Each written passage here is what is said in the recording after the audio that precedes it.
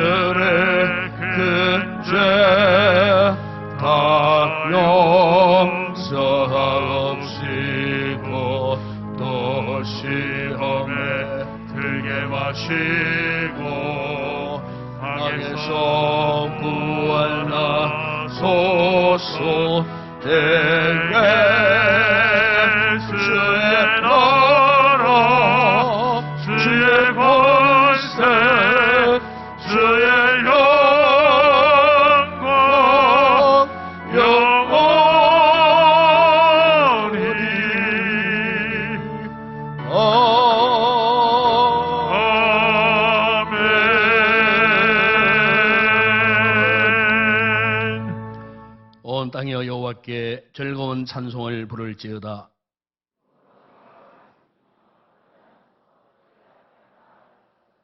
여호와가 우리 하나님이신 줄 너희는 알지어다.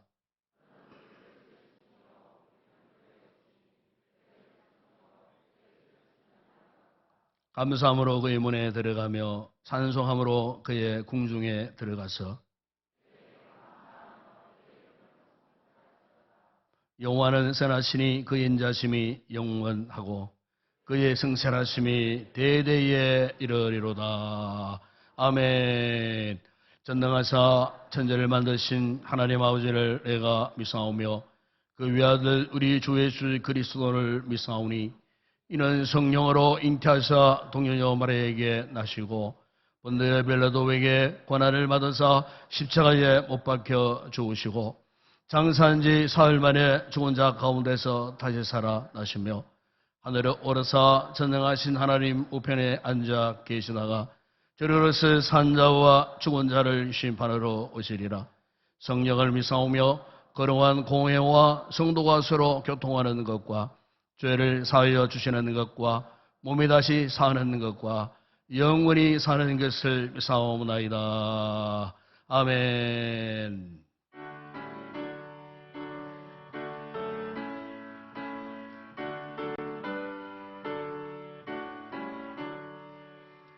복에게 강림하사 찬송하게 하소서. 한량없이 자비하시 청량할 길 없도다. 천사들의 찬송가를 내게 가르치소서. 구속하신 그 사랑을 항상 찬송합니다. 주의 크신 도움마다 이때까지 왔으니 이와 같이 천국에도 이르기를 바라네. 하나님의 꿈을 떠나 죄에 빠진 우리를 예수 구원하시려고 보혈을 주셨네. 주의 귀한 은혜 받고 일생 빚진 자 되네. 주의 은혜 삭슬 회사 나를 주께 뵈소서. 우리 마음은 연약하여 범죄하기 쉬우니 하나님이 받으시고 천국인을 주소서.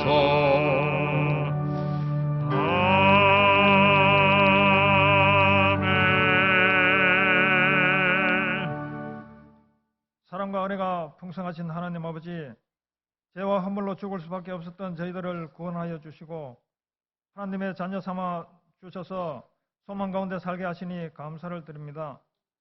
11월까지 함께 하신 하나님, 걸음걸음마다 숨쉬는 순간마다 주님의 은혜로 살아가고 있지만 저희들의 마음이 교만하여 주님의 은혜와 감사함을 잊고 살아온 나날과 잘못을 용서하여 주시옵소서. 이 시간 사랑하는 목사님 말씀 전하실 때 피곤치 않도록 성령께서 붙들어 주시고 말씀이 생명을 살리는 귀한 은혜 시간 되게 하여 주시옵소서. 말씀이 삶의 푯대가 되게 하시고 어려운 이 시대 속에서 세상에 나아가 빛과 소금의 역할을 잘 감당하는 온 성도가 되며 교회가 되게 하여 주시옵소서. 사랑하는 하나님 아버지, 11월 30일부터 12월 2일까지 말씀으로 회복되는 삶이란 주제로 부흥성회를 준비하고 있습니다.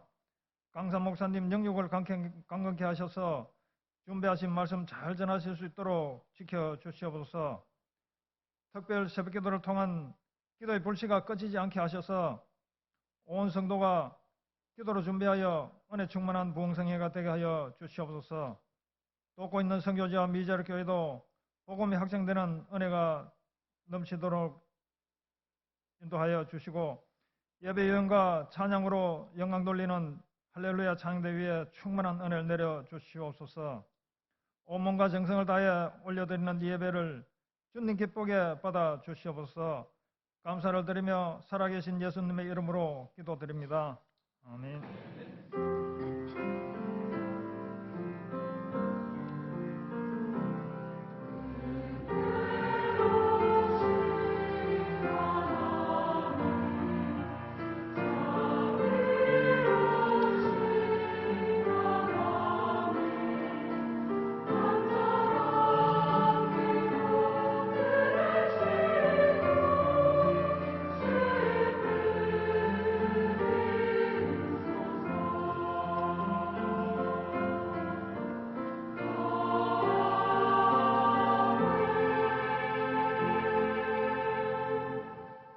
오늘도 우리 교회 2부 예배 처음 찾아주신 우리 새가족 여러분들 진심으로 환영을 드립니다. 예배 위치를 만나주시고 또 축복기도 받으시고 또 교회가 여러분들 위해서 예찬을 준비했습니다. 좋은 시간 갖고 돌아가시면 고맙겠습니다. 오늘 오후 예배 후에는 정기당회와 함께 1차 정책당회가 있겠습니다. 그리고 이번 주간 부흥성회 관련으로 각 찬양대 대장, 지휘자, 반주자 모임이 바로 오늘 이 시간 예배 후에 바로 본당에서 잠시 모임을 갖습니다. 꼭 참석해 주시기 바랍니다. 그리고 그동안 우리 교회에 오셔서 한 5년간 부목사로 열심으로 사역 잘 하시던 우리 김충환 목사님 가정에 오늘부로 사임하고 다음 주일부터는 원주에 있는 원주 중부교회로 부목사로 그렇게 부임하게 되겠습니다. 수고하신 목사님께 다시 한번 감사를 드리고 우리 성도들 기도 많이 하셔서 앞으로 그곳에 가서도 사역 잘 하시다가 곧장 이제 담임 자리로 바로 갈 수 있도록 그래 기도로 많이 협력해 주시면 참 고맙겠습니다. 12월 봉사위원 안내가 주부에 올라왔습니다. 한 달간 수고하신 분들께 감사드리고 이제 올해 마지막 하는 12월 달 맡은 자리 잘 섬겨 주시고 봉사해 주시면 참 고맙겠습니다. 이번 주간 특히 부흥회를 앞두고 내일부터 한 3일 정도 월화수 새벽에 부흥회 준비를 위한 집중 기도회를 본당에서 하도록 그렇게 하겠습니다. 우리가 부흥회 앞두고 교회가 기도로 또 준비하지 않으면은 또 항상 보면은 또 이 마귀가 틈을 탑니다. 틈을 타서 뭐 개인적으로 내지는 교회적으로 은혜 받지 못하도록 악한 관계가 있습니다. 그래서 이 모든 것 다 차단하기 위해서 차단하는 방법 가운데 하나는 기도하는 것밖에 다른 방법이 없습니다. 기도를 열심으로 새벽에 우리 성도들이 많이 나오셔가지고 집중적으로 기도하시면요. 우리 강하선 목사님이 여기 딱 서보면 합니다. 딱 서보면 이 교회가 기도를 많이 하는 교회인지 아닌지 대부분 합니다. 저도 가끔 하면서 헌신예배 타교에 가보면 그 강단에 서보면 알아요.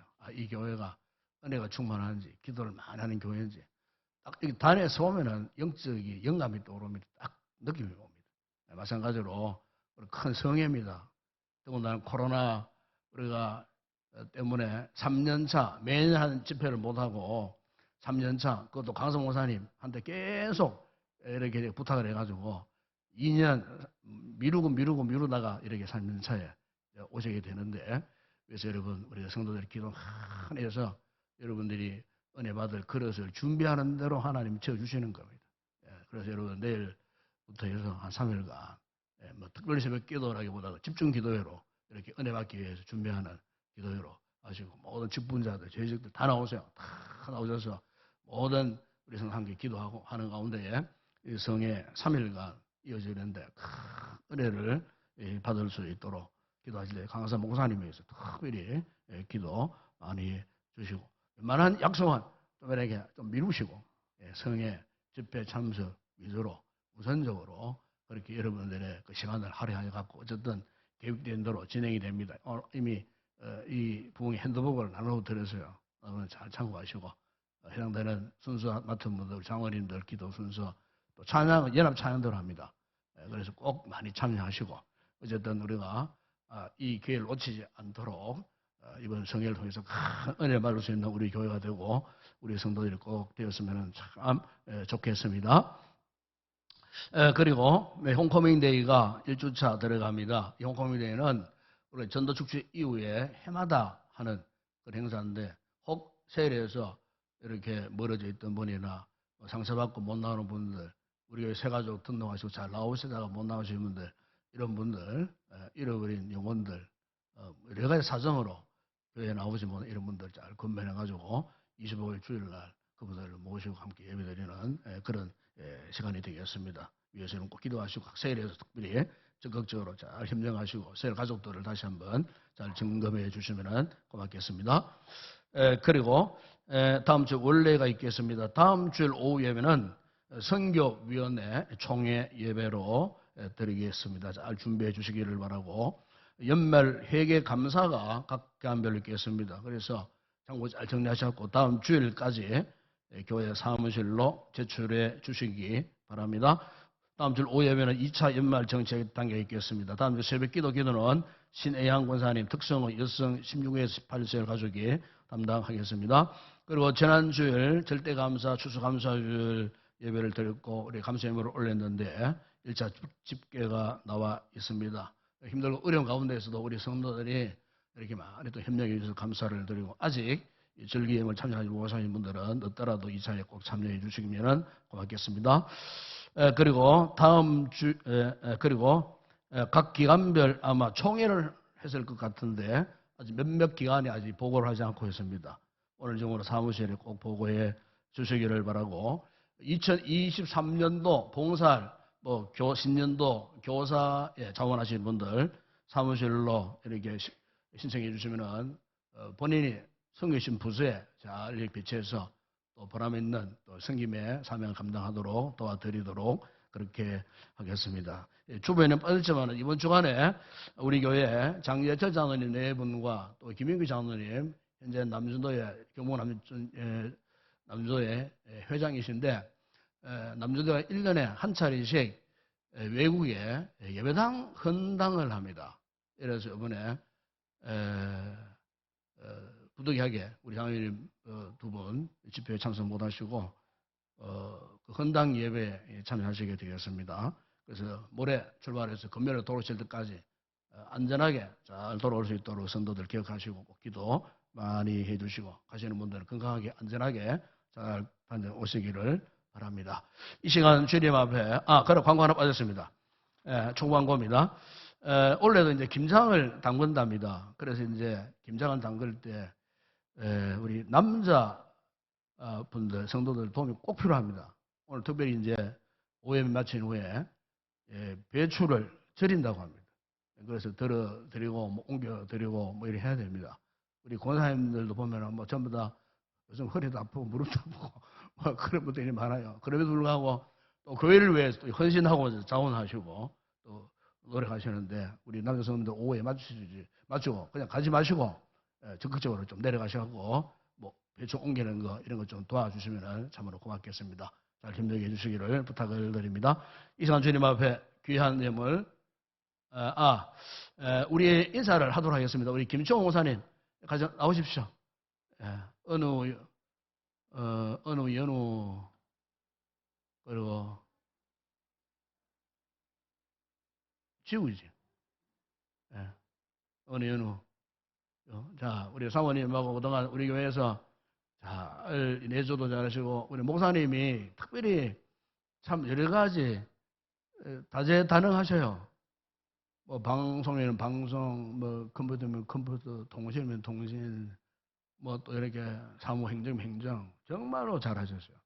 제가 참 너무 든든하고 다 맡겨놓고 이렇게 잘 했는데 막상 가신다 그러니까 누구보다 제가 가장 아쉽고 그래서 물론 남에 계시면 다 잘하시겠지만 어쨌든 가시더라도 그곳에서 신실하게 사역 잘 하시고 거기서 이제 부목사 졸업하시고 다른 자리로 꼭 갈 수 있기를 바랍니다.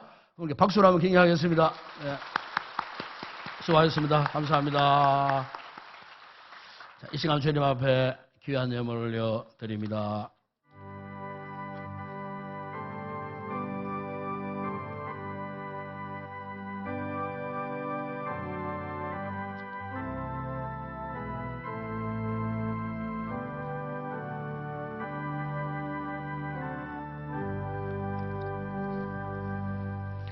네, 오늘 우리 교회에 처음으로 등록하신 가족 가정이 있습니다. 우리 양정현, 김경수 성도님 부부 우리 교회에 등록하셨습니다. 우리 김명섭 장로님과 신양 원사님 부부가 섬김이가 되겠습니다. 환영하겠습니다. 네, 감사합니다. 우리 박수로 환영하겠습니다. 감사합니다. 환영합니다. 네, 자리에 앉아주시면 되겠습니다. 오늘도 많은 성도들이 주님 앞에 귀한 예물 올렸었습니다. 기도하겠습니다. 우리 아버지 하나님 참 감사합니다. 오늘 이렇게 주 예수 그리스도 안에서 귀한 또 두 번의 성도님 가정을 예수의 이름으로 환영하고 영접할 수 있는 귀한 복된 이 시간 주신 것 감사합니다. 간도 성이시던 교회에서 열심으로 우리 교회를 잘 섬기시다가 또 이렇게 사정상 또 이렇게 우리 저 교회로 오셔서 많은 교회들 가운데도 또 우리 인동교회에 이렇게 등록하게 하신 것 감사합니다. 주님의 뜻이 계심을 믿습니다. 우리 교회에서 앞으로 더욱더 잘하셔서 이전에 받지 못했던 하나님의 은혜와 복을 마음껏 받아 누리는 복된 믿음의 성도 온 가족 또 선호하는 모든 범사마다 잘 되는 복을 허락하여 주시되 영혼이 잘된 같이 범사가 잘 되고 영육의 강건의 복을 받아 누리는 귀한 복된 성도의 가정 온 가족들 되게 하여 주시옵소서. 우리 아버지 하나님, 또 오늘도 귀한 우리 성도들이 아름다운 귀한 예물을 올려드립니다. 소득의 11조 주의 것인 줄 알고 드리는 이 손길마다 그 기업 위에 범사에 복 주시되 저들의 소득의 잔이 흘러넘치는 복을 허락하여 주시고 오늘도 이렇게 아름다운 감사에 가경의 귀한 예물을 올려드리는 성도들 그 모든 범사에 더 많은 감사에 기름지고 복된 열매들 맺게 하여 주시고 세계 선교 국내전도 교회 건축과 주일 예물 드리는 성도들의 그 모든 산업의 현장에 복 주시고 특별히 예물을 통하여 주의 복음이 더 힘있게 전파되어지므로 주님의 나라가 확장되는 곳에 쓰임받는 복되고 귀한 예물 되게 하여 주시옵소서. 오늘도 귀한 권사님 가정에서 아름다운 꽃으로 헌화합니다. 헌화한 믿음의 긍심을 보셨던 주님 그 기업이 잘 되게 하시고 온 가족들 위에 한글의 복을 누리게 하여 주시옵소서.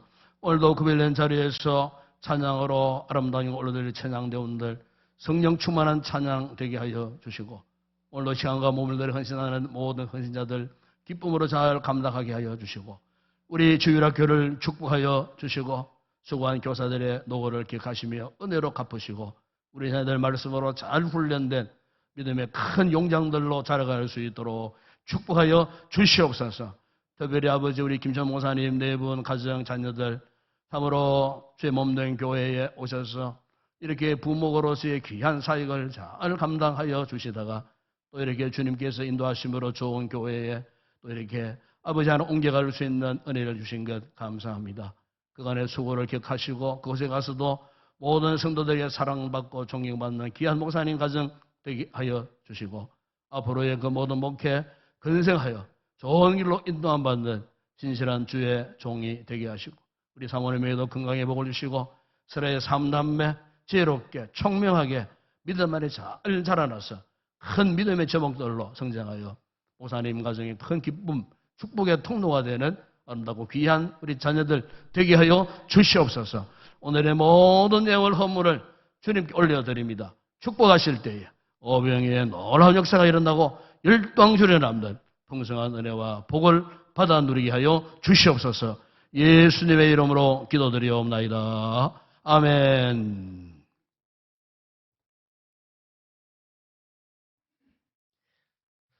오늘 상고할 하나님 말씀입니다. 오늘은 구약성경 사무엘하 제7장 18절 19절 말씀을 함께 우리 합독을 하도록 하겠습니다.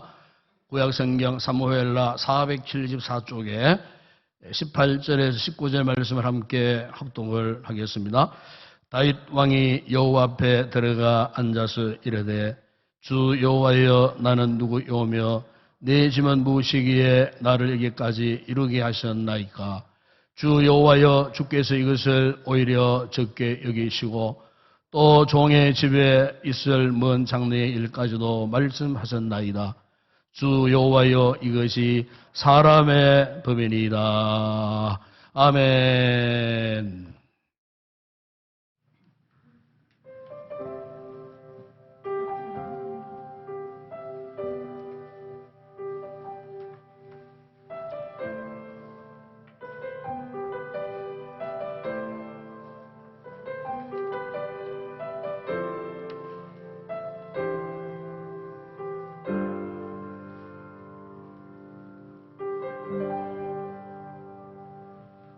주님 내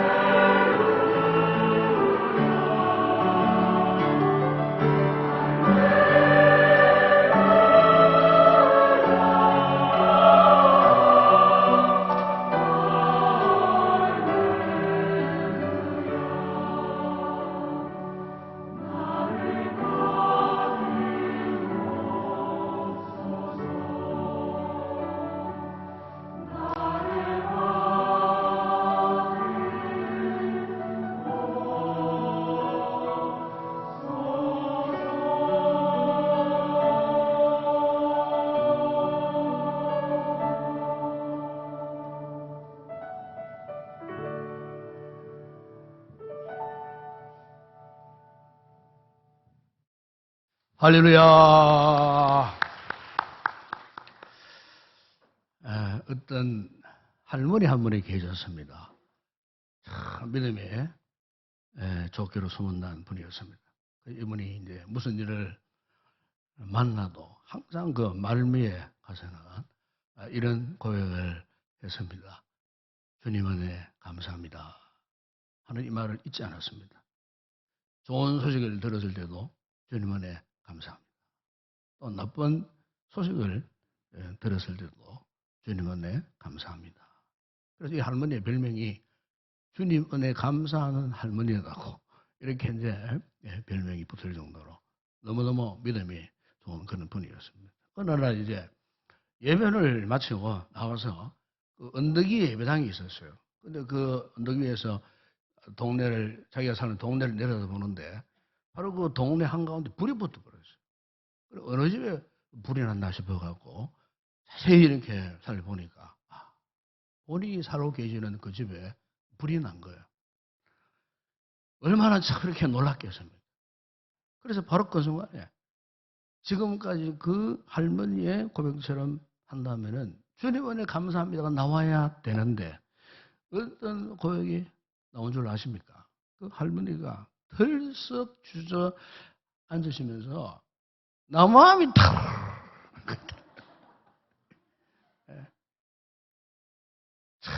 주님 은혜 감사합니다 나와야 될 할머니 입에서 자신도 모르게 나무함이 탁. 사랑 여러분, 우리가 신앙생활에서 참 소중한 것 가운데 하나가 우리 성도들은요, 항상 어떤 상황을 만나시더라도 제일 먼저 하나님의 은혜를 헤아릴 줄 알아야 되는 거예요. 영국의 유명한 역사가인 토마스 칼라힐이 이런 이야기를 했어요. 역경을 극복하는 사람이 100명이라면은 번영의 시절에 잘 처신하는 사람은 1명에 불과하다. 그랬어요. 이게 무슨 말이냐면은 사람들이 그래요. 참 없고 가난하고 힘들고 우리 역경을 만났을 때 특히 우리 성도들 가운데 이런 환난 가운데에 시련 가운데 있을 때는요. 누구나 할 것 없이 주님을 찾아요.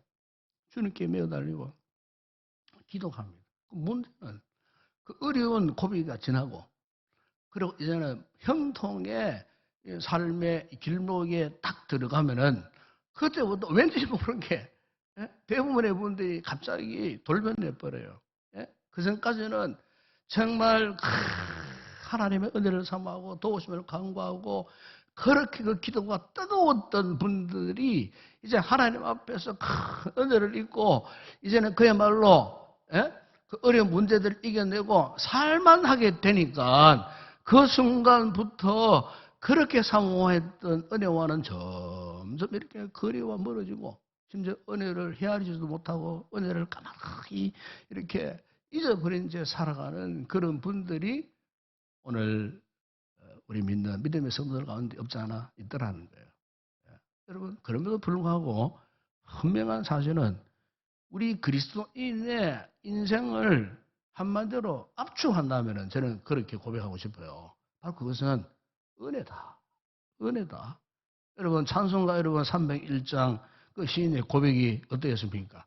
지금까지 지내온 것 주의 것인 은혜라 그랬잖아요. 그러니까 내 인생의 판도를 바꾸어 놓은 것은 다른 것이 아니고요. 하나님의 은혜예요. 하나님의 은혜. 내가 하나님을 아는 것부터 시작해서 하나님을 아버지라고 고백하는 것, 이 쓸모없는 이 인생을 하나님이 부르셔가지고 은사를 주시고 당신의 이렇게 도구로 사용하는 것. 생각해보면요.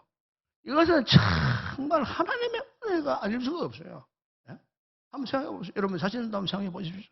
때때로 여러분 삶을 살다가 인생에 불청객이 치고 들어가고 예기치 못한 돌발 상황, 시련, 어려움을 만났음에도 불구하고 지금 보십시오. 우리가 끄떡이 이렇게 이겨내고 오늘 이 거룩한 예배 자리에 지금 앉아 있는 것조차도 사실은요. 하나님의 은혜인 거예요. 하나님의 은혜. 예? 예, 우리 인생 곳곳을 둘러보면은 하나님의 은혜, 하나님의 사랑, 하나님의 축복, 하나님의 은혜라고 하는 이 영적 광맥으로 다 하나님이 연결시켜 주셔가지고, 예, 이 코로나 이 3년차임에도 불구하고, 예, 흔들리지 않는 믿음의 사람으로 우리를 굳건히 세워 주신 것, 이 같은 삶의 원천이 뭐냐? 하나님의 은혜임을 믿습니다. 주님의 은혜요. 제가 성경을 연구하다가 이 성경의 수많은 인물들을 많이 접했잖아요. 그런데 그 많은 인물들 가운데에 은혜라는 단어가 가장 잘 어울리는 사람 한 사람을 제가 정한다면은 바로 그 사람은 다름 아닌 오늘 본문에 나오는 다윗이라고 그렇게 말씀을 드릴 수가 있겠습니다. 이 다윗의 이 삶을 보면요, 통 은혜요, 은혜. 그의 인생 구석구석 다 찾아봐도 은혜가 아닌 것이 하나도 없을 정도로 이 다윗의 삶은 그 자체가 은혜였어요. 그 자체가 은혜. 어렸을 때에 목동 시절도 은혜였고, 골리앗 앞에서의 의당당했던 그 모습도 은혜였고, 심지어 10여 년 동안 사울에게 쫓기고 도망다녔던 광야의 삶에서도 은혜였고, 그리고 왕이 되었을 때도 은혜였고, 성전을 사모하는 거룩한 예배자의 모습을 갖춘 그 모습도 은혜였고, 때로는 큰 죄를 범하다가 넘어져도 크게 뉘우치고 자복하고 회개하고 돌이키는 그 회복도 은혜였고, 이렇게 여러분 다윗의 삶을 돌아보게 되면은 그 어느 하나 은혜가 아닌 것이 하나도 없더라는 거예요. 그러니 여러분 그래 이런 생각을 들지 않습니까? 그럼 다윗은 왜 이렇게 은혜를 많이 받고 살아갔을까? 과연 무엇이 있길래 다윗이 그토록 하나님의 놀라운 은혜 속에 머물 수밖에 없었을까? 그 비결이 뭘까? 예? 여러분 우리가 은혜를 받는 것도 중요하지만 받은 은혜를 잊어버리지 않고 그 은혜 안에 머물러 있는 것, 이거 정말 중요합니다. 이게 중요한 거예요. 뭐 자꾸 새로운 은혜를 받으려고 하지 마세요. 이미 받은 은혜 속에 어떻게 하면 이 은혜를 내가 잘 간직하고 지속하고 어떻게 하면 내가 이 은혜의 울타리에 내가 머물 수 있을까? 이걸 두고 고민을 해야 돼요. 그런데 오늘 본문의 다윗은 이걸 잘했다는 거예요. 그 비결이 뭘까? 예. 여러분, 다윗에게는요, 하나님의 은혜를 담아내는 바구니가 있었어요. 영적인 바구니. 영적인 바구니가 뭘까? 여러분, 그것은 바로 겸손이었습니다. 겸손이라는 겁니다. 여러분, 그렇습니다. 다윗은요, 정말 겸손한 사람이었어요. 그 인생 시작부터 죽는 순간까지 다윗은요, 정말 겸손한 사람이었어요. 실제로 성경에 나오는 이 다윗의 모습을 찾아보면은 뭐 딱히 그렇게 교만했던 순간이 거의 없었어요. 이를테면 어릴 적부터 이 다윗 그 이세의 아버지 이세의 가정에 그 다윗 형제들이 8형제예요. 8형제. 8형제 가운데 막내가 다윗이었어요. 근데 성경을 보게 되면은 8형제 위로 7명의 형들이 있는데 이 형들은요 일도 잘 하지 않은 것 같아요. 항상 보면은 다윗 막내가 저 벌판에 가가지고 혼자서 외로이 양치기 하고 양을 돌보고요. 혼자서 양을 치다가 뭐 야생 동물이 보이면 혼자서 그걸 이겨내야 되고 극복을 하고, 집안의 막내였던 이 다윗은 항상 이렇게 형들에게 떠들림 당하고 심지어 형들의 미움도 당하고요. 그럼에도 불구하고 이 다윗은요 탁월한 겸손한 사람이었어요. 여러분 골리앗 앞에서 보십시오. 사울 왕이 그에게 자신이 입던 갑옷도 입혀주고 병장이 탁 손이 져도 필요 없다는 거예요.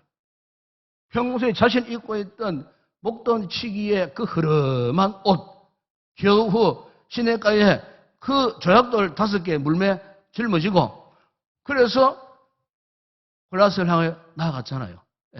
그 자체가 뭐냐? 겸손의 진 면목을 지금 보여주고 있는 거예요. 여러분, 바세바를 탐하다가 큰 죄를 지었을 때에 나단 선지자가 그를 찾아와서 엄청난 책망을 합니다. 예? 비유를 들면서 당신이 바로 그 이야기 주인공이라고. 당신이 바로 그 사람이라고. 왕 앞에 가면 어떻게 여러분 생각해 보세요. 절대 그 왕조 시대에 왕의 권리가요 상상을 초월하는 겁니다.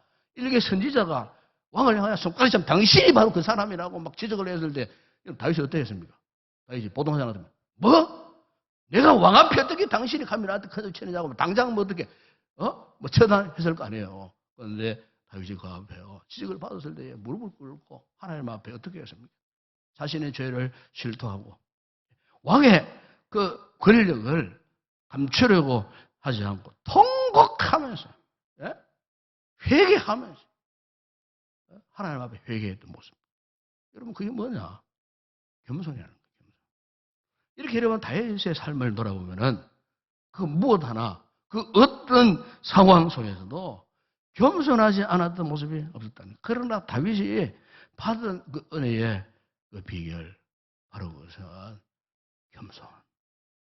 첫째도 겸손이었고 둘째도 겸손이었고 셋째도 겸손. 그 자체가 다윗의 인생 삶이었다는 겁니다. 여러분 사도 베드로가 이 겸손에 대해서요. 베드로전서 5장 5절 하반절 6절에 이런 말씀을 했어요. 서로 겸손하여 허리를 동이라. 하나님은 교만한 자를 대적하시되 겸손한 자들에게는 은혜를 주시느니라. 그러므로 하나님의 능하신 손 아래에서 겸손하라.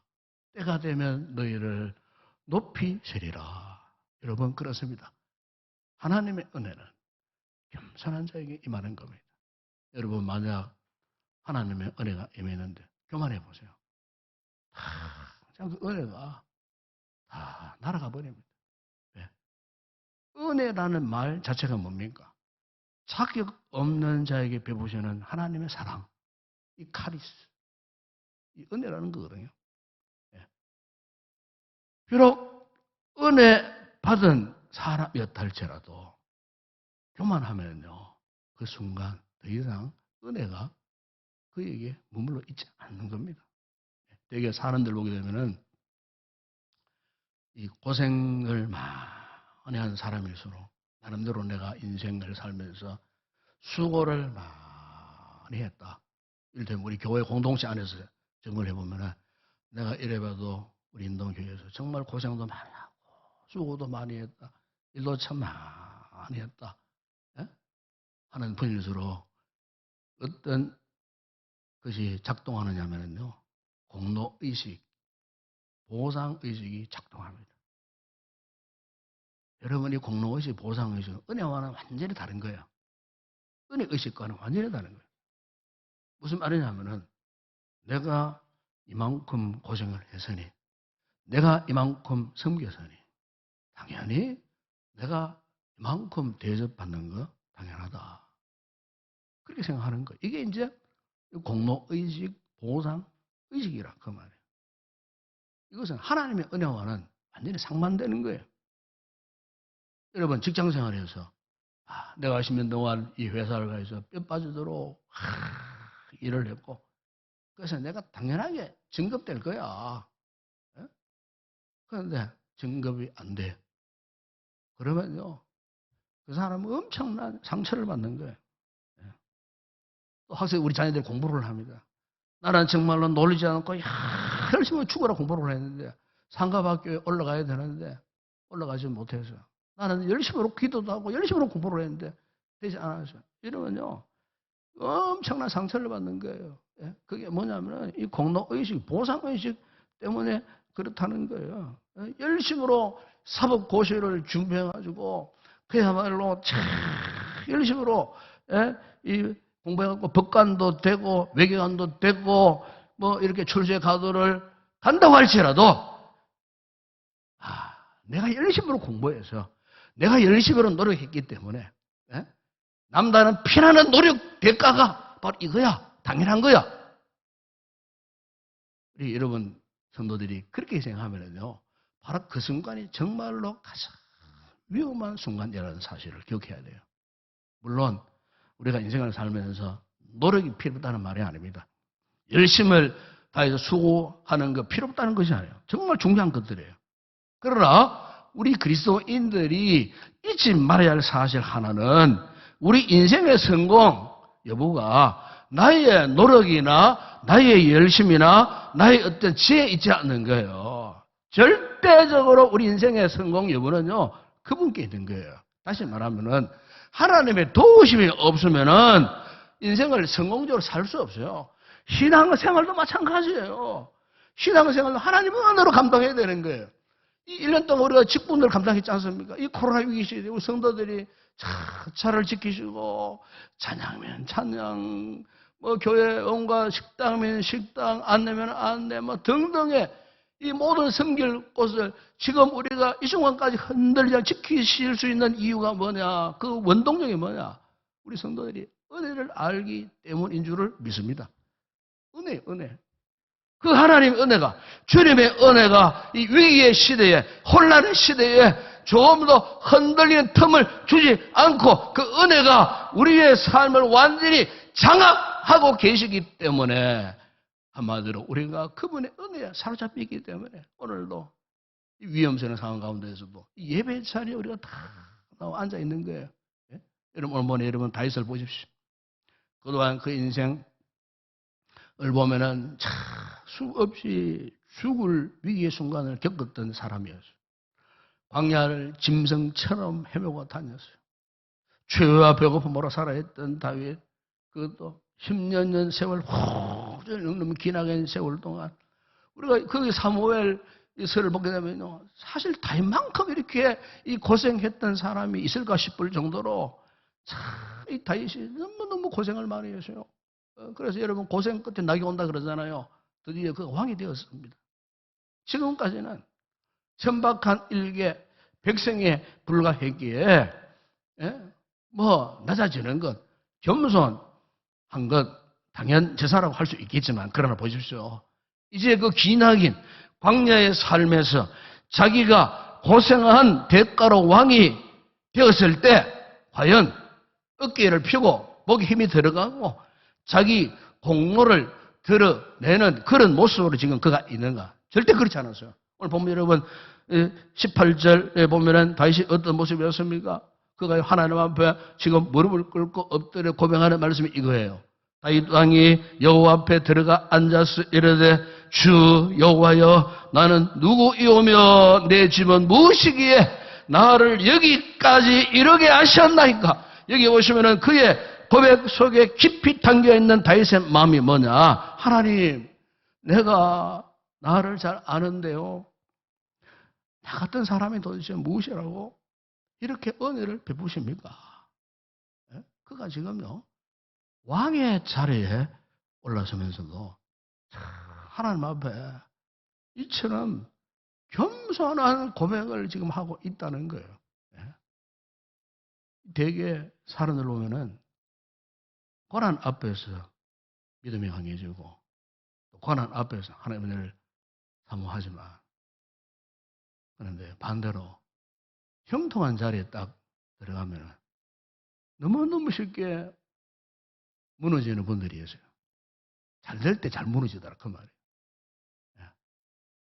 잘 될 때 더 겸손해야 되는데 잘 될 때 교만하다가 무너지는 경우가 굉장히 많아요. 신앙생활에서 마찬가지예요. 여러분 다윗은 오히려 그가 왕이 된 이후에 더 많은 복을 받은 사람이 되는데 그 비결이 뭐냐? 평생 그의 고백처럼 주의 인자심과 주의 선하심이 나를 떠나지 않습니다 하면서 철저하게 하나님 앞에 엎드리는 겸손한 삶을 지속할 수 있었기 때문에 일평생 하나님의 은혜가 그를 버리시거나 떠나지 않으셨다는 거예요. 오늘 보면 18절에 보시면 짧은 구절 안에 다윗이 하나님으로부터 은혜를 받을 수밖에 없었던 그 이유가 몇 가지가 있어요. 그 먼저 하나 보게 되면은 18절에 보세요. 다윗 왕이 여호와 앞에 들어가 앉았다는 말이 나와요. 여러분 이것은 다윗의 위대함을 표현하는 말씀이에요. 그가 왕이 되었을 때 한번 보십시오. 얼마나 바빴겠어요. 한 나라의 국정을 책임지면 얼마나 많은 일들이 있었겠어요. 더군다나 재임 초기입니다. 지금 몸이 100개라도 부족할 텐데 그럼에도 불구하고 다윗이 포기할 수 없었던 것, 그것은 바로 뭐냐? 하나님을 찾는 일이었어요. 다른 것 다 제쳐 두고서라도 하나님을 찾는 일을 최우선했다는 거예요.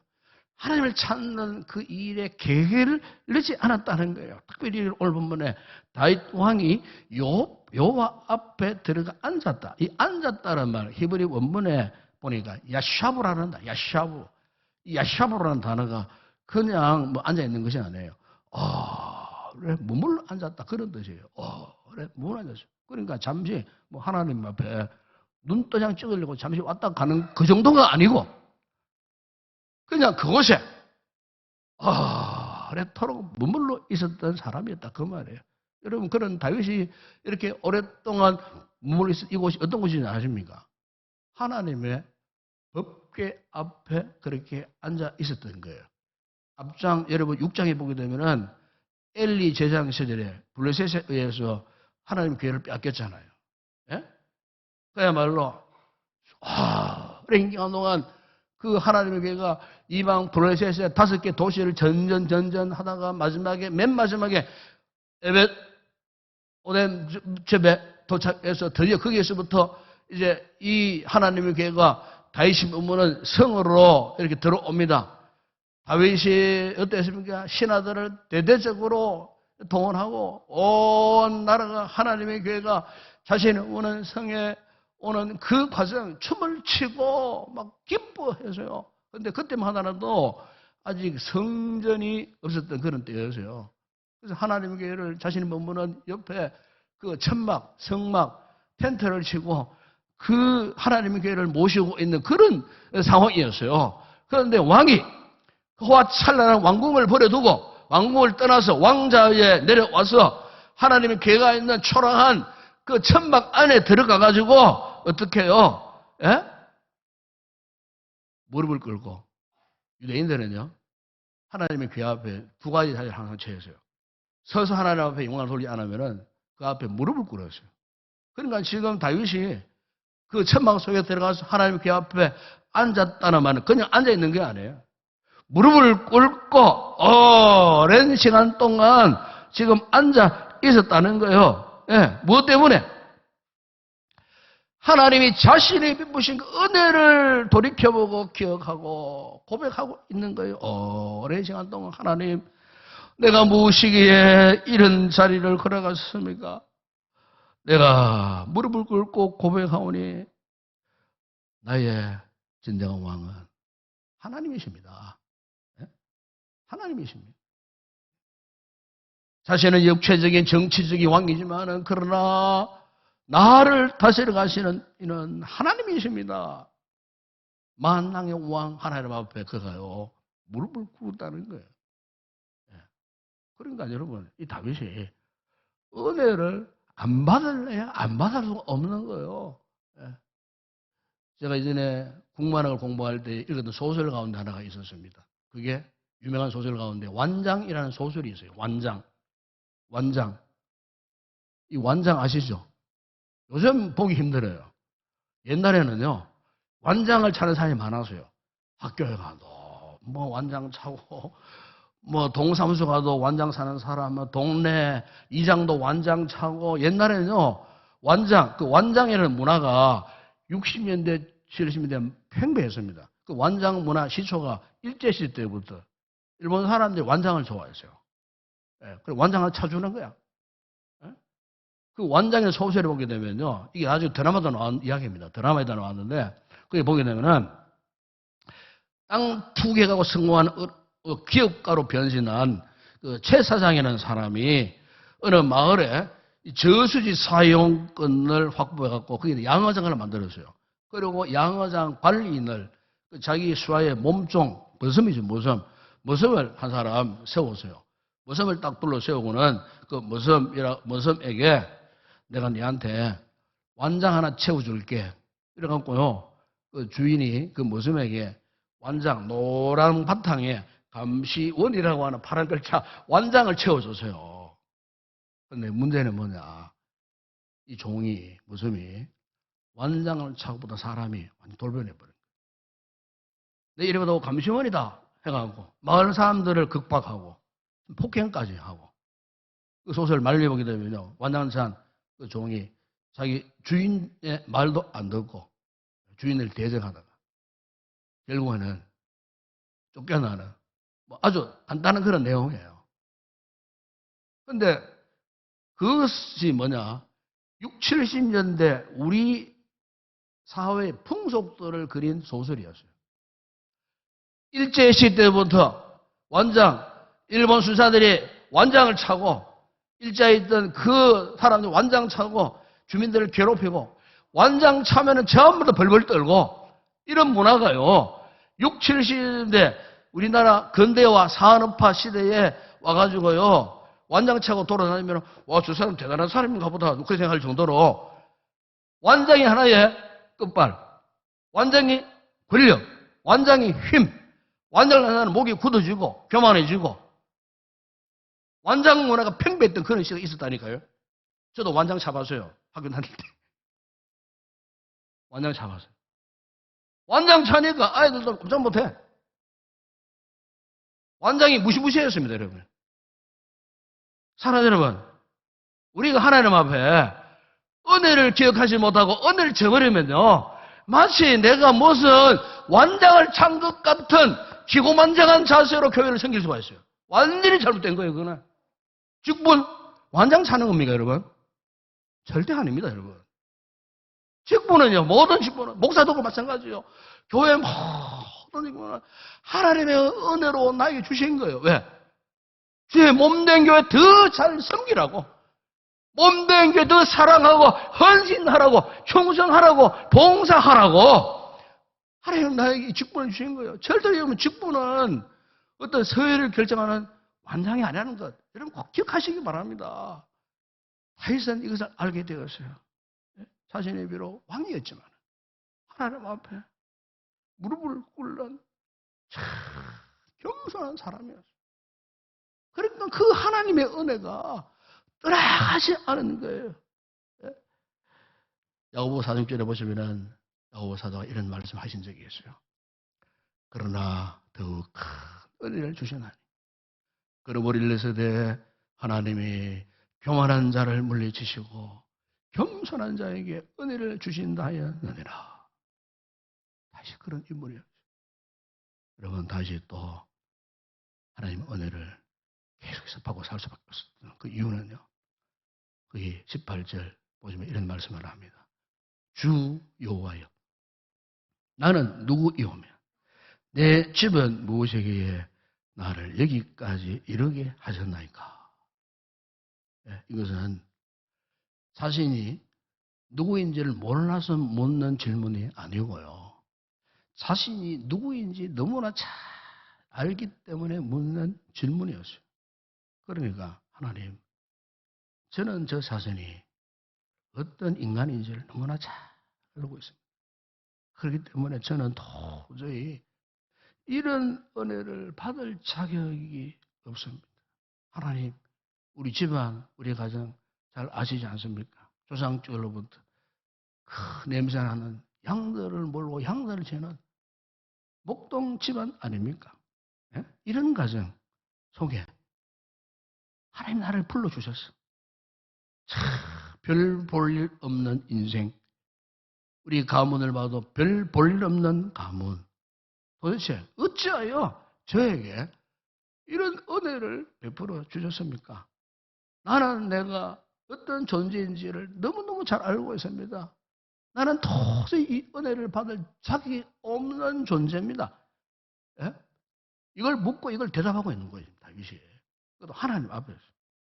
실제로 여러분, 다윗이 이 같은 모습에 대해서, 삶의 현상에 대해서 여러분 10편, 78편, 70절, 71절에 그 후손들이 다윗을 기억하면서 그는 고백을 했어요. 또 그의 종 다윗을 택하시되 양의 우리에서 취하심에 젖 양을 지키는 중에서 그들을 이끌어내사 그의 백성인 야곱 그의 소유인 이스라엘을 기르게 하셨더니 그래서 그러니까 참 그야말로 이 다윗의 고백처럼 이 다윗의 가문은요 그 가정 그 집안은 뭐 별로 볼 것이 없어요.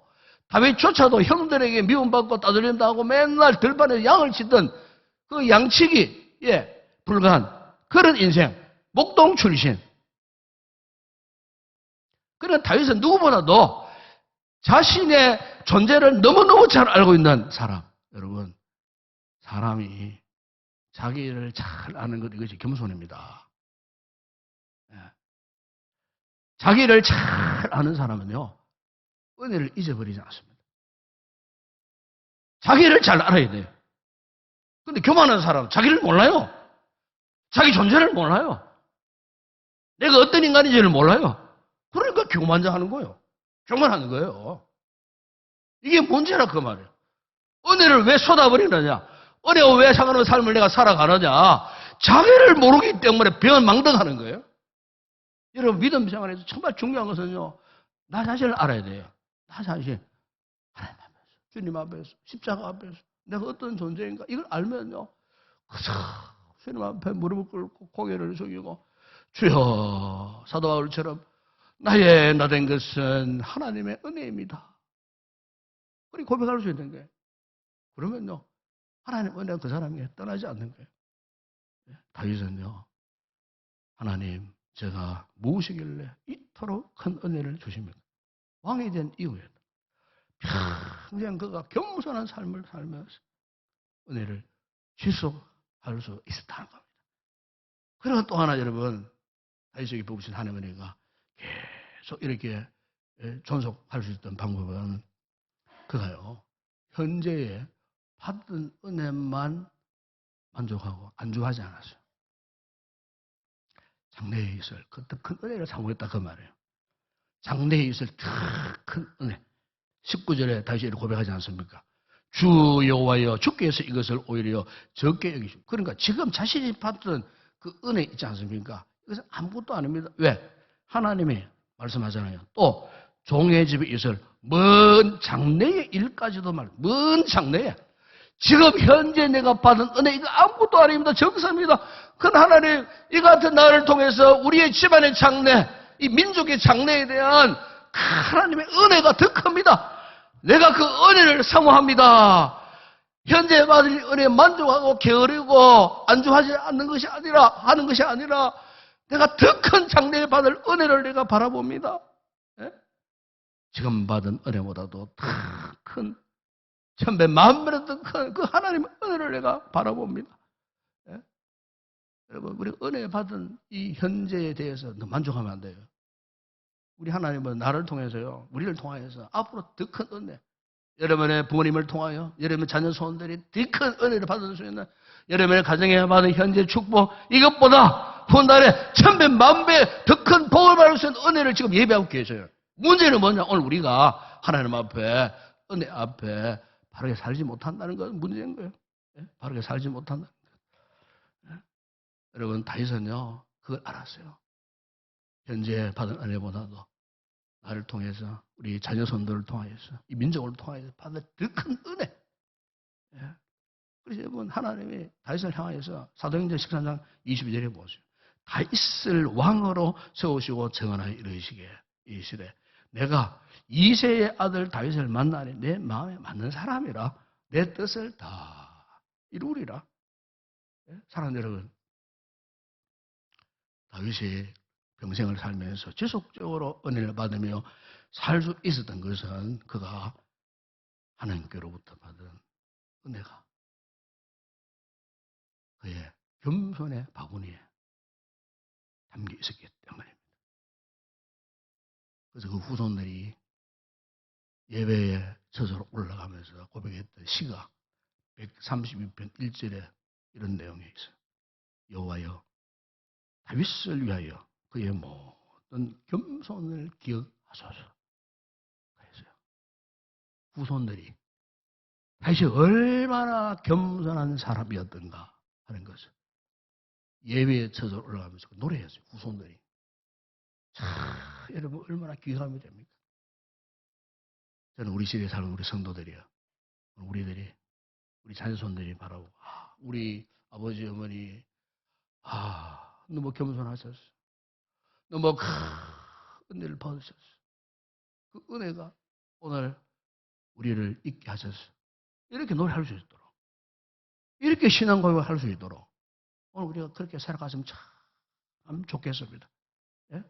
우리 삶이 비록 힘들고 어렵고 내 뜻대로 안 되고 문제가 많아도 우리는 이미 받은 은혜가 크잖아요. 그리고 앞으로 장래에 받을 은혜 더 큽니다. 예? 그래서 베드로 사도가 베드로전서 5장 10절에 이런 고백을 했어요. 모든 은혜 하나님 곧 그리스도 안에서 너희를 부르사 자기의 영원한 영광에 들어가신 이가 잠깐 고난을 당한 너희를 진히 온전하게 하시고 굳건하게 하시고 강하게 하시고 틀을 견고하게 하시고 모든 은혜 하나님. 아무리 우리가 참 절망적인 상황에 처해졌다 할지라도 여러분 그 절망이 아니에요. 그 절망이 자료도 알고 보게 되면 하나님 은혜라 그 말이에요. 아무리 우리가 연약한 자리, 아픈 자리에 처해져도 돌아보면은 그것은 하나님 나를 어떻게 괴롭히려고 하는 상황이 아니고 그 자체가 뭐예요? 하나님의 은혜. 하나님의 은혜. 그럼 여러분, 이런 오늘 은혜를 받고 있으면서도 마치 은혜를 받지 못한 자처럼, 은혜를 받지 못할 자처럼 낭망하는 거, 절망하는 거, 그만큼 여러분 무슨 불신앙이 없다는 거 꼭 기억할 수 있기를 바랍니다.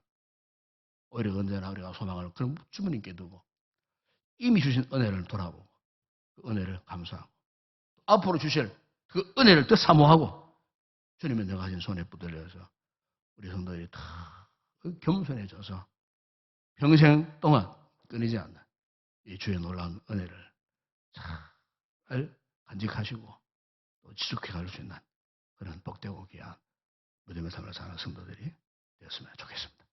기도하겠습니다. 우리 아버지 하나님 참 감사합니다.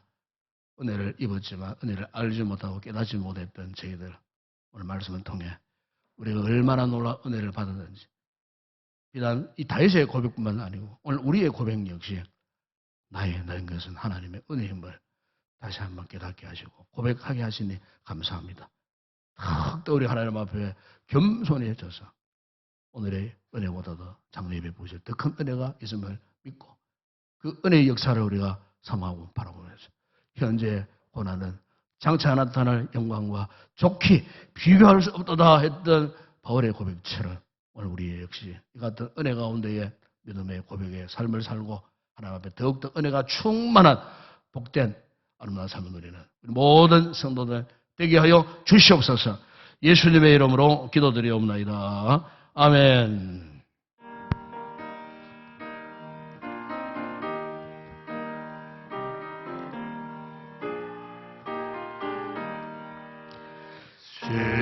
지금까지 지내온 것 주의 크신 은혜라 한이 없는 주의 사랑 어찌 이루 말하랴 자나깨나 주의 손이 항상 살펴주시고 모든 일은 주 안에서 영통하게 하시네 몸도 마음도 연약하나 세임 뻔하 살았네 물 붓듯이 부으시네 주의 은혜 족하다 사랑 없는 거리에나 험한 길에 뵐게 주의 손을 굳게 잡고 찬송하며 가리라 주님 다시 올라리 날로 다가와 무거운 짐 주께 맡겨 벗을 날도 멀잖네 나를 위해 예배하시 고향 집에 돌아가 아버지의 품 안에서 영원토록 살리라. 할렐루야. 감사합시다. 반갑습니다. 사랑합니다. 축복합니다. 이 주의 놀라운 은혜 가운데 머물고 한 주간 여러분 은혜 가운데 사시고 특별히 이번 주간 부흥성에 있습니다. 여러분 가볍게 생각하지 마세요. 하나님 주신 절호의 찬스입니다. 아무리 추워도 나오세요. 아무리 좀 목도리 하시고 털옷 입고 나오셔야 됩니다. 아무리 거리가 멀리 있어도 절호의 찬스. 3년 만에 주시는 절호의 찬스입니다. 이 송목사님이 서울에서 10,000명 이상의 대형 목회하는 분이에요. 사실 여기 오실 분이 아니에요. 제가 3년째 줄기차게 전화하고 요청하고 해가지고 어쩔 없이 한도 이 목사가 닥달하니까 오게 되는데 여러분 그런 분입니다. 그런 중한 마음 품고 은혜 사모함을 품고 기도 열심히 준비 잘해갖고 어쨌든 집회 와서 우리가 말씀에 은혜를 받는 그런 우리 성도들 꼭 되시기를 다시 한번 소망합니다. 마지막 찬양 주께 올려드립니다.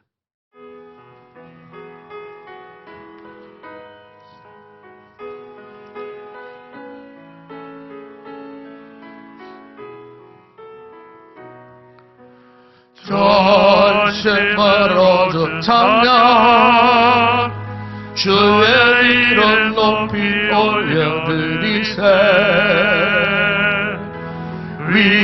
위대하신 하나님 온 땅 위에 높이 올려드리세 주의 영광을 하늘 위에 놓고 주의 찬송은 세계 끝까지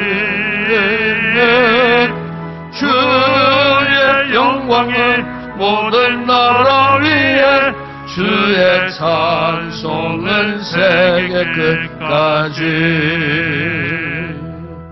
지금은 우리 주 예수 그리스도의 은혜와 하나님 우리 아버지의 무한하신 사랑하심과 성령의 위로와 교통과 충만하신 은혜가 다윗처럼 겸손의 바구니 잘 준비해서 일평생도록 은혜가 고갈되지 않고 은혜가 충만한 믿음의 삶을 살기로 결단하고 돌아가는 모든 성도들 가운데 저들의 가정과 가족과 범사 위에 우리 교회 가운데 이 나라와 이 민족과 우리 선교지 사역하는 주의 종들 가운데 이제와 영원토록 함께 있을지어다.